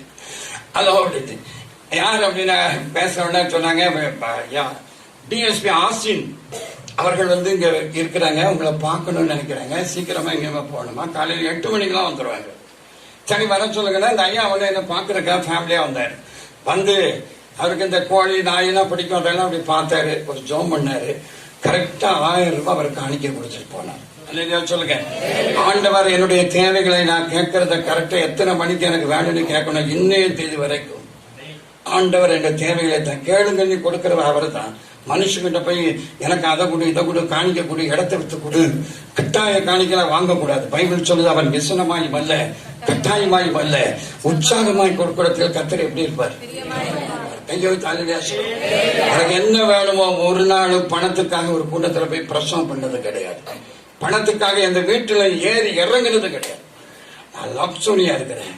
அன்பானவர்களே, கண்டிப்பா கர்த்தர் கேட்கிறதெல்லாம் தருவார். இரும்பு தாழ்பால உடைத்து வெண்கல கதவுகளை முறித்து அந்தரங்க பொக்கிஷத்தை நான் உனக்கு அவர் தருவார். அவன் நல்லதே சொல்லுங்க, நிறைய தருவார். ஆமைக்கு புலிக்கு சரிந்து விழிபடி மடியில போடுவார். எத்தனை பேருக்கு அந்த நம்பிக்கை இருக்கு? ஒரு அழகிய சொல்லுங்க. உண்மைங்க. எப்படி இருக்கிற ஒரு குறை வந்து எங்க வீட்டை வந்து பாருங்க, ஒரு குறையும் கிடையாது. எங்க குடும்பமே அண்ணாந்து பாக்குது. அல்லது என்ன வேண்டாம் வெறுத்தவர்கள் எல்லாம் இப்ப என்ன தேடி ஓடி வருகிறார்கள். என் கூட படிச்ச பெரிய டாக்டர் 6 ஊழியத்தை நான் போய் பாக்குறேன். ஒரு இடத்துல பார்த்து ரொம்ப டிஎஸ் ஃப்ரெண்ட் 1வது இருந்து 8வது வகுப்பு வரைக்கும் ஒரு சவுட்டாய் வாங்கினா கூட பாதியை பிச்சு 50-50 சாப்பிடும். அவட ஒரு நாள் சந்தித்த போது சொன்னான், வெத்தலையா மாதிரி பயவிடத்துக்கிட்டு போறேன், ஐ எம் டாக்டர் அப்படின்னு என்ன ஒத்தனை தள்ளிட்டு போயிட்டேன். தூத்துக்குடியில விக்டோரியா கேர்ள்ஸ் ஹை ஸ்கூல்ல ஒரு பெரிய ஃபுல் நைட் பேசுறதுக்கு ஒரு டேட்டு கேட்டிருந்தார். அங்க நான் பேச போனேன். நடத்துறவங்க எல்லாம் பெரிய பெரிய பல் டாக்டர், இன்ஜினியர், பெரிய பெரிய ஆட்கள் தான் அந்த டீம்ல இருக்கு. பல ஆயிரக்கணக்கான மக்கள் அப்ப வந்திருந்தாரு. நல்லா கவனிக்கணும். அதுல நோட்டீஸ் வால் போஸ்ட் எல்லாம் அங்க ஒட்டப்பட்டதை பார்த்து அந்த டாக்டர் அந்த பையன் வந்தான். வந்து அவன் குடும்பம் முழங்கால் போட்டு சொன்னா, சேகர் நல்ல தம்பி தான் எங்கெங்கெல்லாமோ நோட்டீஸ் வால் போஸ்ட் நான் பார்த்தேன். என்னுடைய பெயர் குறிப்பிட்டு எழுதினதான் தெரியுது. ஆனால் கர்த்தர் உனக்கு நல்ல நாமத்தை தந்திருக்கிறார். அல்லையா சொல்லுங்க அப்படின்னு சொல்லி எட்டிப்பாராத உயரத்தில் உயர்த்தி இருக்கிறார். அன்பார்களே, நீ அபிஷேகம் பண்ணப்பட்டவனாக ஆலய வாஞ்சம் உள்ளவனாக இருந்தார். கர்த்தர் உன் வலது கையை பிடித்து உனக்கு தேவையான உடைச்சு கதவை உடைச்சு இறந்து கொண்டு நம்ம கதவை உடைக்க முடியுமாயா? இந்த வீட்டுல 2 கதவு இருக்கு, உள்ளுக்குள்ள கொஞ்சம் ரூபா இருக்குன்னு வச்சுக்கிடுங்க. ஒரு வைரம் ஒரு 50,000 கோடிக்கு இருக்குன்னு வச்சுக்கிடுங்க. நான் தான் பிரசங்கம் எல்லாம் முடிச்சுட்டு எல்லாரும் போன பிறகு அப்படி போய் கதவை டம்னு புட்டாச்சு, இரும்பு தாழ்பால உடைச்சு இந்த கதவை பிடிச்சி இதுல இருக்கிற துட்டெல்லாம் சர்ச்சு கட்டுறதுக்குன்னு எடுத்துட்டு போனா இந்த வீட்டுக்காரர் சும்மா ஆடுவாரு.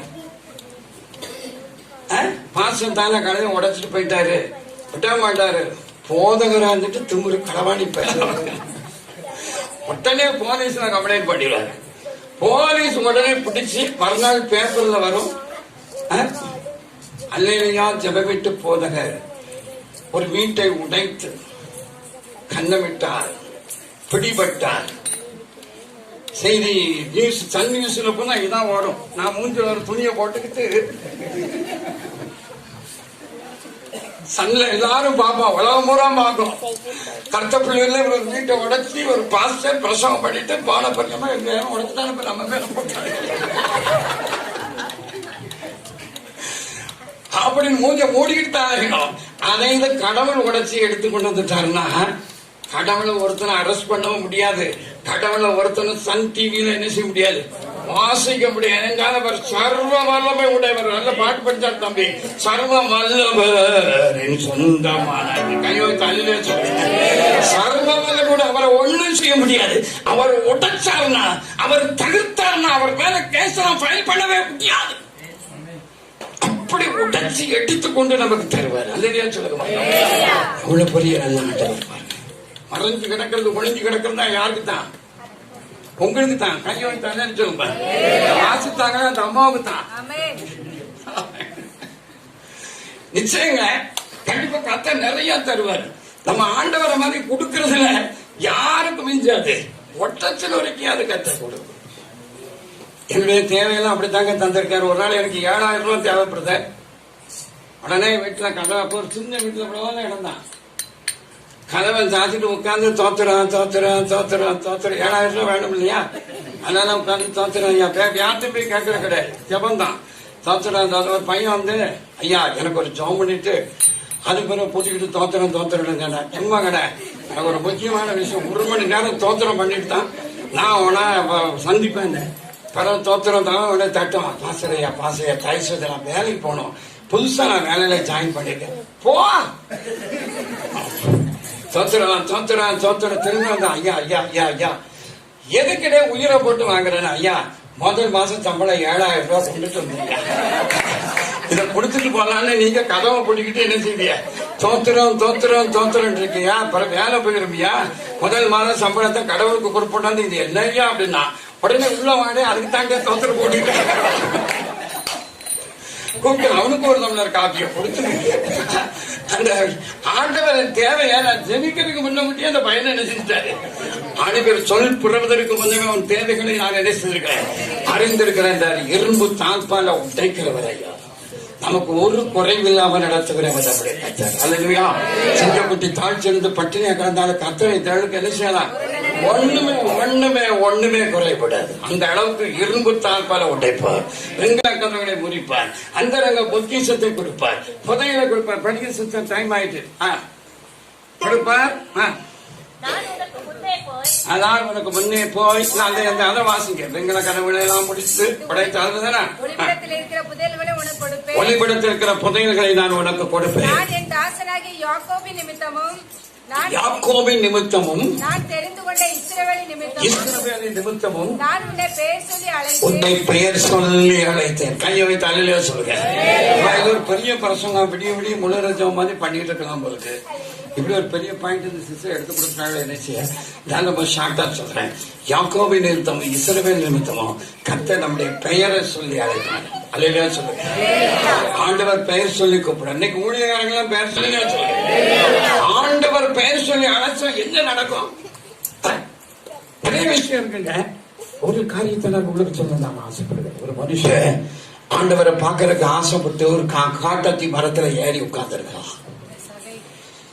சின்ன கூட்டத்தில் அவரை பார்க்கவே முடியல. அதனால எப்படியாவது கர்த்தரை பார்க்கணும். சுங்கவரம் ஒரு கலெக்டர் வரி வசூல் பண்றவன் பெரிய மரத்துல ஏறி உட்கார்ந்துருக்கான். அவரை பார்க்காம வீட்டுக்கு போக கூடாது.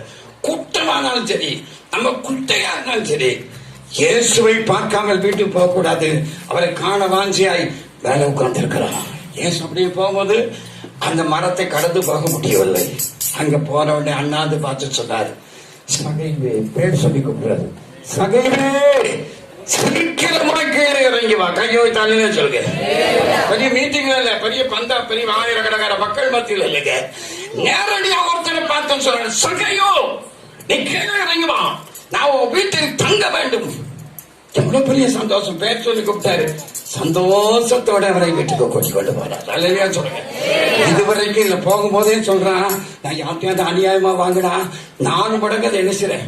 பாவத்தை தன்னால ஆட்டோமேட்டிக்கா பாவத்தை ஆண்டவரை அநியாயமா வாங்கி இருக்கிறேன், நீ கொள்ளக்காரன், அதெல்லாம் அவனை சொல்ற ஆட்டோமேட்டிக்கா பாவ உணர்வு ஏற்படுது. ஓ, நான் அநியாயமா வாங்கினால் பாதியை ஏழைக்கு கொடுக்கிறேன், 4 மடங்கு திரும்ப கொடுக்கிறேன். அல்லையா சொல்லுங்க. உடனே அந்த வீட்டுக்கு போய் சொன்னார். இந்த வீட்டுக்கு என்ன வந்தது? அங்க அவனை பேர் சொல்லி கூப்பிட்டு அவன் வீட்டை ரட்சிப்பின் வீடாய் மாற்றினார். அவனை பார்த்து சொன்னார், இவனும் ஆபிரகாமின் குமாரனா இருக்கு. அதான் அதில் சொல்லப்பட்டிருக்கு, யாக்கோபு நிமித்தமும் இஸ்ரவேல் நிமித்தமும் நான் வந்த பெயர் சொல்லி அழைத்தேன். அல்லையா சொல்லுங்க. அந்த இஸ்ரவேலுடைய யாக்கோபின் குடும்பத்துக்கும் இதுக்கும் ஒரு பெரிய ஐக்கியம் இருக்கு. நல்ல கவனிக்கணும். பெயர் சொல்லி கூப்பிட்டார். உன் வீட்டுக்கு ரட்சிப்பு வந்ததுன்னா அநியாயமானதை 4 மடங்கு கொடுத்தாதான் உன் வீட்டுக்கு என்ன வரும். எனக்கு சில அம்மாமாரெல்லாம் அநியாயமா சில பொருட்கள் எல்லாம் வாங்கி வச்சிருக்கோம். ஒரு வீட்டுல தீபாவளி பலகாரம் கொண்டு ஒரு அம்மா கொண்டு கொடுத்தாங்க. பக்கத்து வீட்டு பார்வதி பட்ட முறுக்கள் சுட்டு, அக்கா எங்க வீட்டுல தீபாவளி சாப்பாடுகளை கொடுத்தாங்க, இதை வாங்கி நல்லா தின்னுபிட்டு பாத்திரத்தை பாக்குற அழகா இருக்கு. உடனே சுத்தி சுத்தி பாக்குறா. பார்வதி நீ பேர் இருக்க, நீ பார்த்தா இல்ல, சரி பார்த்துக்கிட்டான். அந்த தெருவழியா ஒரு வாரம் கழிச்சு ஒருத்தன் போறான். பேர் வெட்டணுமா, பாத்திரங்களுக்கு பேர் வெட்டணுமா, புது பாத்திரங்களுக்கு பேர் பேர் பேர் பேர் வெட்டணுமா. எலிசபெத்து உடனே கூப்பிடுறாங்க, வா. பார்வதி விட்டு பாத்திரம், தீபாவளி கொடுத்த பாத்திரத்துல என்ன இல்ல, பேர் இல்ல. உடனே கூப்பிட்டா எலிசபெத்து வெட்டி எலிசபெத்து. யாரும் எலிசபெத்து இருந்தா கோச்சுக்கிறாங்கம்மா, உங்களை நீங்க நான் வேற எலிசபெத்து சொல்ல. எலிசபெத்து என்ன வெட்டியாச்சு, பாத்திரத்துல பேர் வெட்டி வச்சுட்டா. பார்வதி 10-15 நாள் கழிச்சு அந்த பாத்திரத்தை தேடி பார்த்துட்டு இப்ப இங்க வர்றான். வந்து, அக்கா உங்க வீட்டுக்கு நான் தீபாவளி பலகாரம் கொண்டு வந்தேன், அந்த பாத்திரம் இங்கதான் இருக்கு, திரும்ப நீங்க தரல, நானும் கேட்கல. அப்படின்னே, வா பார்வதி, வா வா உள்ள வா, உன் வீடு வேற என் வீடு வேறையா, வா, அக்கா வீட்டுல ஏகப்பட்ட பாத்திரம் இருக்கு, உனக்கு எத்தனை வேணுமோ தூக்கிட்டு போ. அப்படின்னே இவன் அந்த பாத்திரத்தை எடுத்துட்டான். இதான் அக்கா அப்படின்னா, சரி பரவாயில்ல, இதான் வேற எதுவும் பாத்திரங்கள் இருந்தாலும் எடுத்துட்டு போ. எலிசபெத்து எப்படி பேசுறா பாருங்க. உடனே அவனை பார்த்து அவன் வாசல் அடைக்கு போனே எலிசபெத்து சொல்றா, ஏமா அதெல்லாம் உன் பேரு பார்வதினு இருக்கா அப்படின்னு செக் பண்ணிக்கமா, செக் பண்ணிக்க, உன் பேர் இருக்கா நீ பாத்துக்க அப்படின்னு. அந்த பொண்ணு பாக்குறா, இங்க என்ன இருக்கு, எலிசபெத்து. உடனே, அக்கா உங்க பேர்லாம் இருக்கு, அப்ப என் பேரா இருந்தா என் பாத்திரமா தான் இருக்கு, பரவாயில்ல பரவாயில்ல, அதை பத்தி ஒண்ணுமே இல்லை, கொண்டு போ. இல்லக்கா உங்க பேர் வெட்டியிருக்கு, அதனால கண்டிப்பா சும்மா நீங்களே வச்சிருக்கீங்க, வேண்டாக்கா அப்படின்னு சொல்லி வச்சுட்டு போயிடலாம். எலிசபெத்து உன் வீட்டுக்கு எப்படி வச்சு போறோம், நீ எப்படி ஆபிரகாம் குடும்பத்துல ஒரு நபரா நீ எப்படி வாழ முடியும். அதனால எலிசபெத்து நீ 4 பாத்திரத்தை வாங்கி கொண்டு பார்வதி வீட்டுக்கு கொடுத்தா உன் வீட்டுக்கு என்ன வரும், ரட்சிப்பு வரும். கையை வைத்து அங்கனே சொல்லுங்க. பெயர் சொல்லி கூப்பிட்டு ரட்சிப்பின் வீடாய் மாற்றினார். ஆபிரகாமின் குடும்பத்தில் ஒருவனாய், அவர் ஆபிரகாமின் குடும்பத்தை சேர்ந்தவர். மத்திய 1 வாசிக்கிற ஆபிரகாமின் குமாரனும் தாவீதின் குமாரனுமாகிய இயேசு கிறிஸ்துவின் வம்சவர்களாய் கிறிஸ்துவின் குடும்பத்தில் ஒருவனாய் இந்த மனிதன் மாற்றப்பட்டதுக்கு காரணம் அவனை பெயர் சொல்லி கர்த்தர் அழைத்தார். அல்லேலூயா சொல்லுங்க. ஆண்டவர் நம்மளை பெயர் சொல்லி கூப்பிட்டான், அவருடைய குடும்பத்தில் ஒருவனாய் மாற்றுவார். கை தட்டி கர்த்தருக்கு தோத்திரப்படுங்க. குடும்பத்தில் ஒரு மாற்றுவார். அவன் நானும் ஆண்டவருடைய குடும்பத்தில் ஒரு ஆளு இன்னும் நிறைய சொல்லிட்டே போல. அடுத்த பாருங்க, செத்து போனா ஒருத்தர், செத்து போய் அவனை கல்லறையில கொண்டு வச்சாச்சு. எங்க கொண்டு வச்சாச்சு? கல்லறைக்கு இயேசு போனாச்சு. எதுக்கு போனாரு? நம்ம எல்லாம் கல்லறைக்கு எதுக்கு போவோம்? அங்க போய் அவனுக்கு மெழுகுத்திரி நிலத்துல கொளுத்தி வைக்க போவோம். கிளறி உயிரோடு இருக்கும்போது ஒரு லைட்டை போட்டாலும் அப்பெல்லாம் எலக்ட்ரிக் பில் கட்டுவான். வயசான காலத்துல உனக்கு லைட்டு கேட்கோட அந்த கிளவியை கிளிகிளி கிழிச்சிட்டு இப்ப அவளை கொண்டு அடக்கப்பட்டு கல்லறையில எவ்வளவு நிலம், நிலத்து மெழுகுத்திரி எதுக்கு? அவன் எழுப்பி ஆதி ஆமத்திலிருந்து வெளிப்படுத்தின வாசிக்கவா போறான்? உயிரோடு இருக்கும்போது சோறே கொடுக்க மாட்டாயா, சோறே கொடுக்க, செத்த பக்கம் கொண்டு என்னது பாயாசம். எங்க பாட்டிக்கு பாயாசம் படைக்க பாரு, பாட்டியா தப்பா அங்க கிடக்குற ஊர் நாய் தெரு நாய் தின்னுட்டு போகும். கல்லறையில அப்படியெல்லாம் செய்யக்கூடாது, உயிரோடு இருக்கும்போது செய். கல்லறைக்கு இயேசு போனார் எதுக்கு தெரியுமா? நாரி போன ஒரு மனுஷனை பெயர் சொல்லி கூப்பிட்டார். கையை தட்டி கத்தருக்கு தோற்றம் பெயர் சொல்லி பெயர் சொல்லி கூப்பிட்டனால செத்து நாரி போன மனுஷன் உயிரோடு இருக்கிறான். பெயர் சொல்லி கூப்பிடானே, இந்த பாசரை கொண்டு ஒரு கல்லறையில் கொண்டு நிறுத்து செத்தவனாவை எழுப்ப முடியுமா? முடியுமா? முடியாது. இயேசு பெயர் சொல்லி கூப்பிட்டா செத்தவன் கூட என்ன செய்வான்? உயிரோடு வருவான். அல்லையா சொல்லுங்க. அந்த ஆண்டவர் உங்க பேரையும் என் பேரையும் சொல்லி என்ன செய்வாரா? எவ்வளவு பெரிய பாக்கியம். அல்லையா சொல்லுங்க. அந்த காலத்து சபையில தான் ஏதாவது தப்பு இந்த பையனை லவ் பண்ணான்னு தெரிஞ்சது, வீட்டுல கூப்பிட்டு வச்சு சர்ச்சுக்கு தான் கொண்டு வராங்க. ஐயாட்ட வாங்கி முட்டிக்கு கூட அடி. ஒரு பிள்ளை லவ் சர்ச்சில் வந்து லவ் பண்ணிச்சு, லவ் லெட்டர் கொடுத்து விரட்டிட்டு போய் கொடுத்தேன் 5-6 அடி. அதனால அம்மா அடிக்காதுங்க, பிள்ளைய வளர்த்துருக்க அவளுக்கு என்னதான் அடிச்சாலும் எங்க சபையில இருக்கிற மக்கள் எங்க வீட்டை வந்து சபையை விட்டு போகவே மாட்டேன். அல்லையா சொல்லுவேன். அவளோட அருமையான பிள்ளைகளை கத்தர் தந்திருக்கிறேன். இப்பதான் முடியல, ஆடி ஒரு காம்பு வச்சு நான் சாத்திரமானு பார்த்தேன். பைபிள் தான் தீர்க்கதம். இந்த தீர்க்க தரிசன வசனத்தை வாசிக்கிறவரும் கேட்கிறவரும் கை கொள்கிறவரும் பாக்கியவானது. எவ்வளவு தீர்க்க தரிசனம் இருக்கு. இந்த சிஸ்டர் சொன்னது தீர்க்க தரிசனம். கண்டிப்பா எறும்பு தாழ்பாலை உடைத்து வெங்கல கதை குறித்து உன் பேரை சொல்லி கூப்பிட்டு அடுத்த அந்த வசனத்தை படிக்குமா முடிச்சிடும். பெயர் சொல்லி அழைத்து நீ என்னை அறியாதிருந்தோ உனக்கு ஒரு நாமத்தை கரவைத்தாள் நல்ல பேர். நமக்கெல்லாம் பேர், நம்ம பேர் ரொம்ப மகிழ்ச்சியா இருக்கணும் தாங்க நினைப்போம். கல்யாண வீட்டுல பொண்ணுக்கும் மாப்பிளைக்கும் நல்லா கவனிக்கணும். பொண்ணுக்கும் அந்த வீட்டுல கொண்டு போய் ஒரு கவர் கொடுப்போம், ஒரு 500 ரூபாய் கொடுக்கணும் வைங்க. இந்த கவர்ல உடனே என்ன செய்வான்? நம்ம பேரை எழுதுமா எழுத மாட்டோமா? அதை எழுதிடுவோம். என்ன எழுதுவோம்? ஆபிரகாம் பிள்ளை 500 ரூபாய். ஏன்னா அந்த பேரு அங்க ஆபிரகாம் 500 ரூபாய். இந்த பெயர் பிரஸ்தாவப்படுத்துறது கர்த்தர் தான். ஆண்டவர் ஆபிரகாமை பார்த்து சொன்னார், உன் இனத்தை உன் தேசத்தை விட்டு நான் காட்டும் இடத்துக்கு போ, உன் பெயரை பெருமைப்படுத்துவேன். கையை தலையில சொல்ல நம்ம பெயர் பெருமை உண்டாகிறது. என்னெல்லாம் பண்றோம். சர்ச்சில் ஒரு ஃபேன் வாங்கி போட்டா கூட அதுல பாத்தீங்கன்னா இவங்க பேர் தான் இருக்கும். தேவதாஸ் பிள்ளை அன்பளிப்பு, சாராளம்மாள் அன்பளிப்பு. ஏன்னா அந்த பேர் தெரியுமா இவர் வாங்கி வச்சிருக்காரு அப்படின்னு. உன் பேரை நீ மயப்படுத்த கூடாது. ஒரு புக்கில் நான் படிச்சேன், அப்படித்தான் ஒரு இடத்துல எழுதி போட்டிருந்தான், நேசமணி பொன்னையா அன்பளிப்பு அப்படின்னு ஒருத்தன் எழுதி கொடுத்தான். வெள்ளக்கார ஒருத்தன் வந்தானா, அவன் வந்து பார்த்துட்டு அவனுக்கு தமிழ் சரியா வாசிக்க தெரியாது. அவன் எப்படி வாசிக்கான்? நாசமா பொன்னையா அன்பளிப்பு. நேசமணி பொன்னையா அன்பளிப்புங்கிறத வெள்ளக்காரன் இருக்க பாருங்க, தமிழ் வாசிக்க தெரியாம நாசமா பொன்னையா அன்பளிப்பு. என்னத்தையாவது எழுதி போட்டாதம்மா வாசிக்கணும். அதனால உன்னுடைய பெயரை பெருமைப்படுத்துறது கர்த்தர். அல்லையா சொல்லுங்க. அதனால அவரை வலதுகையை பிடித்துக் கொண்டு ஆலயத்துக்கு செய்ய வேண்டிய காரியத்தை செய்ய போது, ஆலயத்தை கட்ட நினைக்க போது கண்டிப்பா கர்த்தர்களுக்கு விழுப்பறிவு அபிஷேகம் பண்ணப்பட்டவனாய் ஆலயத்தை கட்டுகிறவன், ஆலய வாஞ்சை உள்ளவனாய், தேவனுடைய வீட்டை குறித்த பக்தி வைராக்கியம் உள்ளவனாய் காணப்பட போது இப்ப நம்ம வாசித்த இத்தனை வார்த்தைகளையும் கண்டிப்பா கர்த்தர் தந்தை நம்ம ஆசீர்வதிப்பார். இல்லையா சொல்லுங்க. நிறைய டாபிக் பேசினா நேரம் போதும்.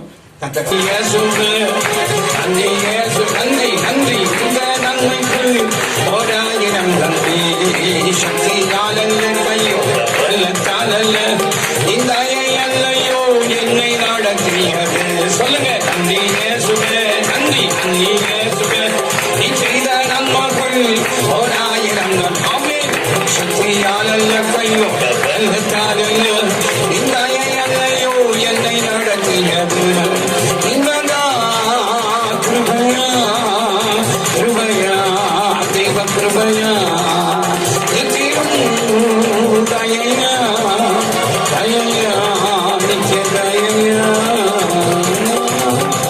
2 கரங்களை தட்டி உற்சாகமா நன்றி நன்றி நன்றி நன்றி. நீ செய்த நன்மைகள் ஏராளமானவரே கோழித்த குஞ்சுகளை அப்படியே சேர்த்துக் கொள்வது போல நீங்கள் சேர்த்துக் கொள்கிற தேவனாண்டவரே, கழுகு தன் குஞ்சுகளை அப்படியே தோளில் சுமக்கிறது போல இல்லை சுமக்கிற தேவனாலகா நான் மரண இருளின் பள்ளத்தாக்கிலே நடந்தாலும் நான் பொல்லாப்புக்கு பயப்படுறேன். தேவரை என்னோடு இருக்கிறேன், கரத்தை பிடித்தடி நடத்துகிறேன். எல்லாம் கையை தட்டி உற்சாகமா ஜெபம். வல்லமை இறங்கட்டும், அபிஷேகம் இறங்கட்டும், அக்கினி இறங்கட்டும், திறன்கள் மாறட்டும், எல்லா தீய சக்திகளும் ஓடட்டும், கஷ்டங்கள் மாறட்டும், கடன்கள் மாறட்டும், கருத்தரங்கள் மாறட்டும், வறுமைகள் ஒழியட்டும். பிசாசுடைய குறியங்கள், பொல்லாத ஆவிகள், தீய சக்திகள், சூரியங்கள், மந்திரங்கள், செய்வனைகள், எல்லா மந்திர சக்திகள் இந்த தேசத்தை விட்டு ஒழிக்கப்படட்டும். வல்லமை இறங்கட்டும் ஐயா, ஒரு அக்கினி இறங்கட்டும் ஐயா, ஒரு அக்கினி இந்த இடத்துல இறங்கட்டும். ஊழியத்தில் ஒரு வல்லமை இறங்கட்டும், ஊழியத்தில் தேவனுடைய மகிமை இறங்கட்டும். அநேகர் ரட்சிக்கப்படட்டும், அநேகர் தேவனை அறியட்டும், அநேகர் பரிசுத்தவான்களை மாறட்டும், அநேகர் நீதிமான்களை மாறட்டும். எல்லாம் அப்படியே சொல்லிங்க, எல்லாம் வாயை திறந்து கையை தட்டி எல்லாம் ஆவியில நிரம்பி கர்த்தரை மகிமைப்படுங்க. சரீரத்தை விட்டுக் கொடுங்க கடவுளுக்கு.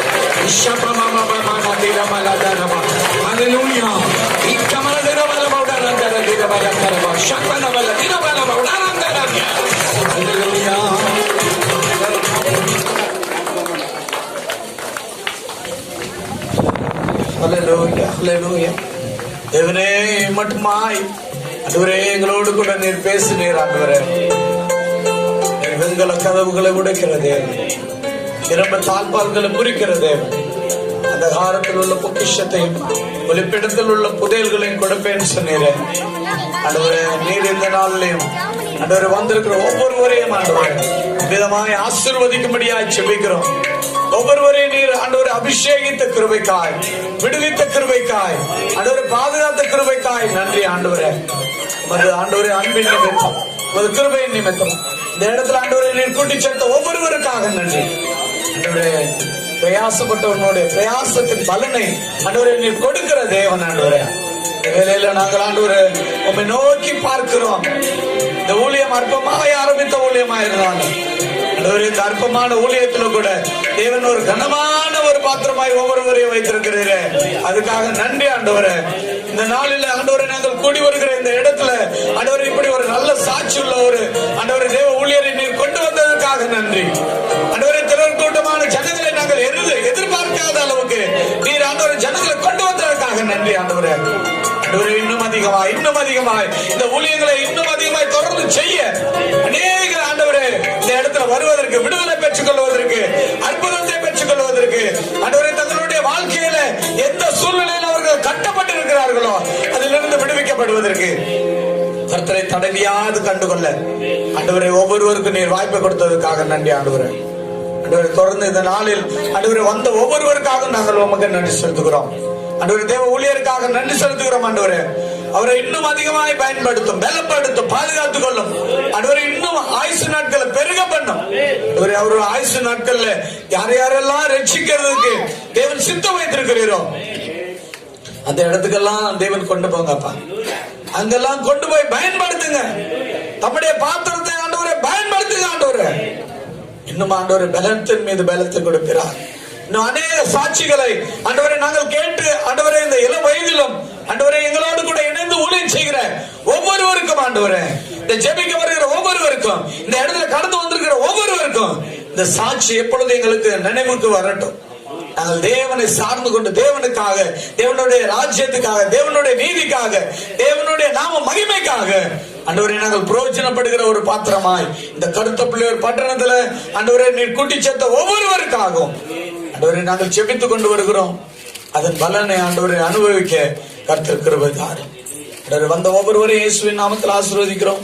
இன்னும் தொடர்ந்து இருக்கிறதான நேரத்தில் ஆண்டவரே உமது கிருபையும் பிரசன்னமும் ஆண்டவரை எங்களை ஆளுகை செய்யட்டும். பரிசுத்த ஆவியானவர் ஆண்டவரே இந்த நாளிலும் ஆண்டவரை நீர் முழுவதையும் பொறுப்பெடுத்திருக்கிறேன்.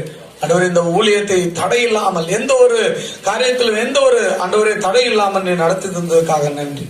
தொடர்ந்து எங்களையும் எங்கள் ஊழியங்களையும் ஆசீர்வதிங்க. ஆண்டவரே வந்த ஒவ்வொருவரையும் சுகபலத்தோடு ஆண்டவரே கடந்து வர உதவி செய்த தேவன், பலத்தோடு ஆசீர்வாதத்தோடு தேவ நாம மகிமைக்காய் இவர்கள் கடந்து சென்று ஆசீர்வாதத்தை சுதந்திரத்துக் கொள்ள கர்த்தர் வச்சு முற்றுமுடிய ரட்சிக்க வல்லவருடைய கரங்களில் ஒப்பு கொடுக்கிறோம். அன்பு ரட்சகர் இயேசு நாமத்தில் பிதாவே. அப்படியே நம்முடைய அழைப்பை கேட்டு, தானியல் ஜெபக்குழு அழைப்பை கேட்டு ஐயா வந்ததுக்காக இயேசு நாமத்தினால வாழ்த்துக்கிறோம். நம்ம மத்தியில Ambur AG church pastor Lawrence அவங்க நம்ம மத்தியில வந்திருக்கிறதுக்காக ஆண்டவரை நாங்கள் துதிக்கிறோம். மற்றும் தானியல் ஜெபக்குழுல இருக்கிற ஒவ்வொரு நண்பர்களும் வந்து இதை நடத்துவதற்கு உதவியாகும். ஐயா கூட வந்திருக்க மியூசிக் போட பிரதர், இன்னும் ஒரு பிரதர் இருக்கிறாங்க. எல்லாத்துக்கும் இயேசு நாமத்தினால வாழ்த்துக்கள். லாரன்ஸ் பாஸ்டர் கூட வந்த உங்கள் ஒவ்வொருவருக்கும் இயேசு நாமத்தில் வாழ்த்துக்கள். உங்களுக்கும் இயேசு நாமத்தினால் நாங்கள் வாழ்த்துக்களையும் நன்றிகளையும் தெரிவித்துக் கொள்கிறோம். அன்பின் விருந்திற்கு கண்டிப்பா நீங்க அன்பின் விருந்துல கலந்து கொண்டுதான் போகணும்.